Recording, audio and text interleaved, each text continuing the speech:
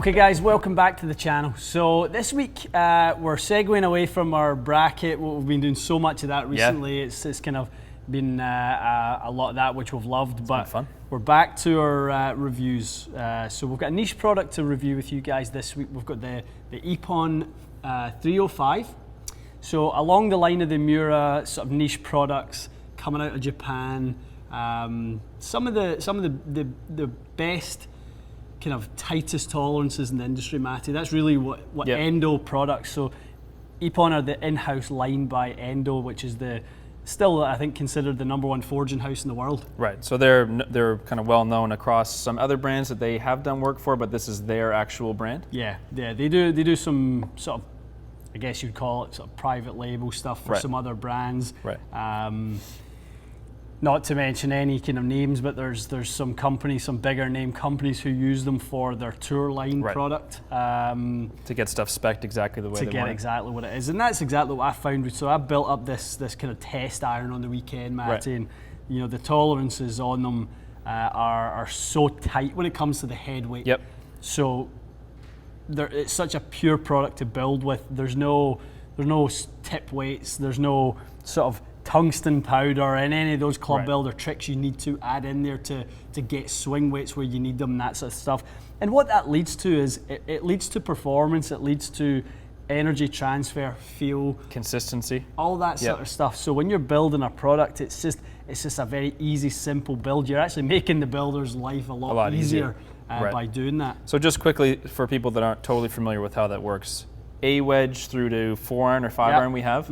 You were mentioning about 7-8 grams progression. They get heavier in the short irons, and that's so that as the shafts get shorter, swing weight stays consistent. That's exactly it. So you were weighing a bunch and you kept saying this one should be this, and then we put on a scale. We got the scale here where we just kept weighing. You were spot on, weighed the 5-iron, same exact thing.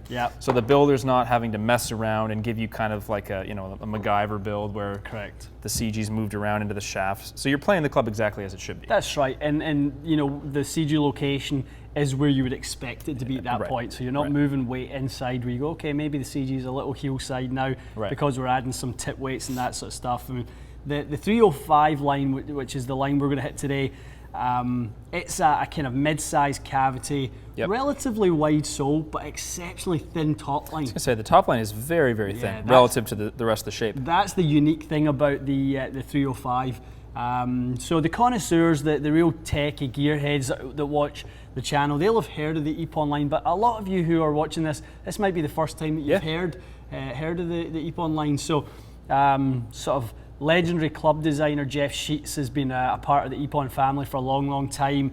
He plays a big part in the design of these, and he's been a sort of an advisor, a consultant to many companies when it comes to head design, and he's certainly got his fingerprint all over the Epon line. Yeah, just from looking at it and looking at the full set, which we have all the heads, I think they've kind of touched on a really good balance of what people would be looking for in this range. There's obviously plenty of forgiveness. You can see there's a decent cavity here. The sole is generous but not huge. And then kind of offsetting that with a top line that's thin.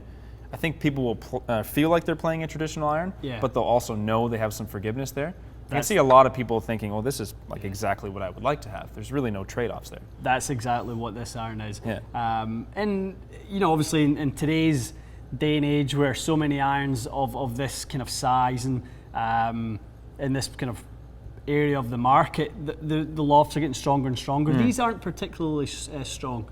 So they're, for the amount of weight and mass that is below the kind of, you know, CG of the club, we're dealing with a 29-degree static 6-iron loft, which, you know, when we test P790s at 26.5 and even Strixon Z785s are 28. That's right. So these are, you know, certainly not on the stronger side.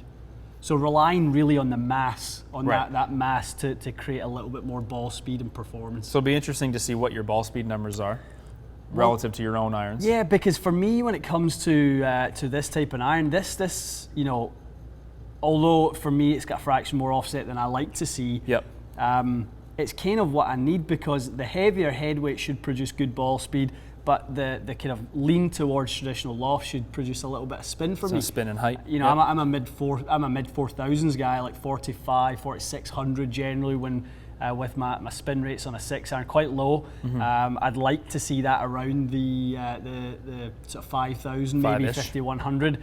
And it's kind of a bit golf ball dependent for me as it is for you guys as well. True enough. Right now I'm still using my Strixon XVs. Yep. I still like that golf ball. I'm used to it. It performs as I expect now. Very true. So why don't we hit a few? I'd like to see you hit a few of these for sure. And you know your numbers obviously really well, so you can kind of chime in on how that's comparing to your irons right now. I think from what I normally see, I'm kind of a tour average kind of guy, 127, 120, 128. That's your ball speed number? About that. Okay. Yep. And quick note, you've got the flat black Nippon Modus in there. Those look awfully sharp. A nice addition. When the guys sent us these up, those are nice. They're the distributors for Nippon in North America, and they said we'll send you the new matte black Nippon shaft to look at. So it's gorgeous. I think people will like that a lot. Not to knock anyone else's flat finish iron shafts, but those look way better. It's the best I've seen. Yeah, that's the best application of a flat steel finish I've seen. It's really nice. And for the player who's looking for, I mean, these are obviously quite a unique iron. You're treating yourself if you're getting these. They're a bit more expensive. For sure. So you can get Nippon 105 in most upgraded sets nowadays. A little black edition sets them off a little bit. Makes your set unique, doesn't it? Does. Okay.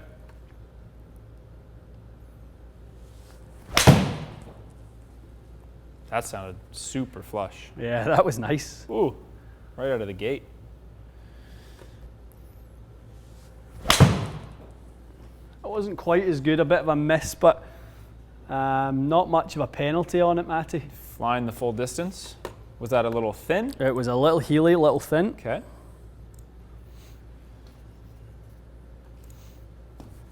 Yeah, about 6 millimeters towards that, but not a bad miss hit certainly. But yeah, your spin is retained almost up at 5,000. You just lost a bit of ball speed. Okay.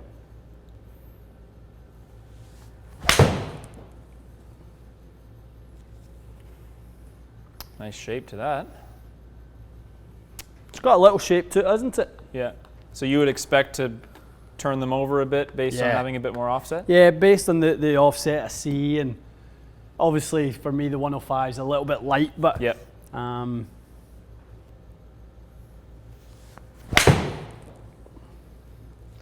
one of the better ones. Yeah, really good line. It's a dart.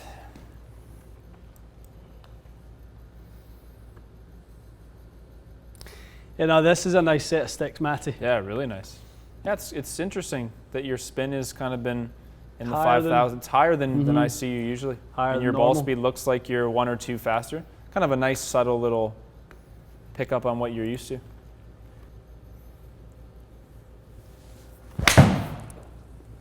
That sounded really good. Is that even a bit better? It was a smooth one, that one. It was 128-ish, I think it's saying.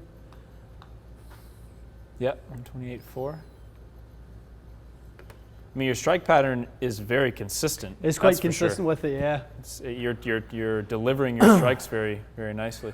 Well, I always harp on in Fitz, Matty, about the weight is really the thing that will help you with that repeatability. If you can feel where the club is, you can start to develop a pattern with it based on your sort of ability to feel where that club is traveling. And obviously I'm 6 or so shots in here to our test set, and I kind of know where the club is now. Yeah, very true. So these are plain D4.5, which is quite heavy, especially when you're using a 109 gram shaft. Yeah, true. I mean, it's not a heavy shaft, so this is a lot of head mass that's helping with that, but they're a really good head.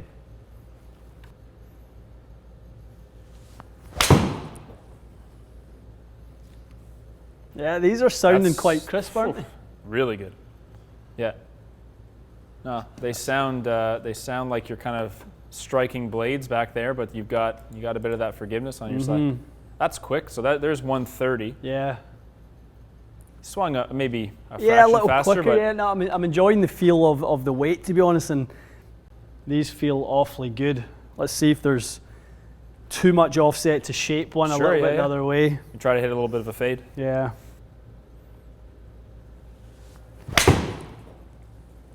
Yeah, that's the one.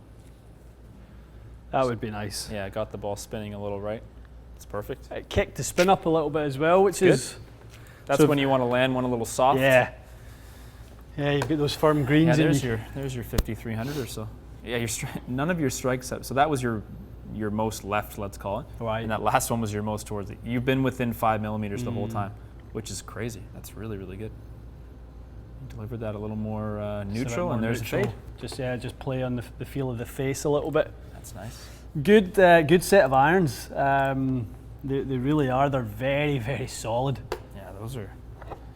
I think those are really well balanced. Yeah. I think a ton of people would like what these have to offer. Maybe not the person who's super traditional with their offset preference. That you got to say that's just about the only thing that would be a weakness, because the soles, they really don't look all that wide to me. They really don't. No, the turf interaction was not. It wasn't even a thought for me, to be honest. They've got that little blunted leading edge that you like. I guess this is a little trail relief there. So it kind of narrows the effective sole. Right. So the sole width is there from a CG perspective, but the sole is a lot narrower, plays narrower than even it appears. That's a good spot there. Smart little design. Yeah. All right, guys. I'm sure Epon is a new one for a lot of you, and you'll really kind of find them only in places like ourselves and the cool clubs of the world, the True Specs, the club champions. There'll be some other boutique retailers, but certainly in those guys you'll find irons like this. So worth a look though, for sure. Going to be added to our matrix, and I think for guys who are looking for something, a little bit,